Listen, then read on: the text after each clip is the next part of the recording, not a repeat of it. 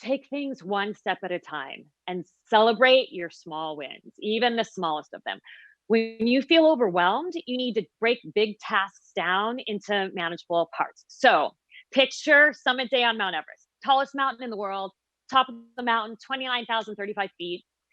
You're at the high camp, which is 26,000 feet. You're still more than 3,000 vertical feet from the summit. So this area is known as the death zone, and they call it the death zone for a really good reason.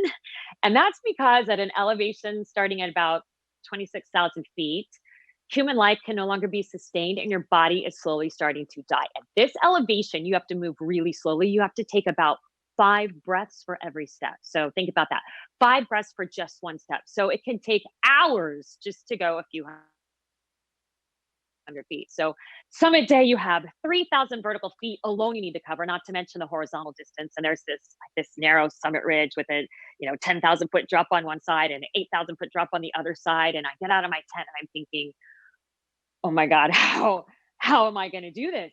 It just feels like too much. It feels overwhelming. I don't think I'm going to be fast enough. I don't think I'm going to be strong enough. And then I realized that you don't have to be the fastest or the strongest. You just have to put one foot in front of the other. So for the time being, I stopped focusing on the summit and I took my headlamp and I just shined it on this big rock that I could see down the trail. And I thought, okay, just going to that rock for right now. That's all I need to do. I just need to make it to that rock down the trail. So I got to that rock. And then once I got to that rock, I did the same thing.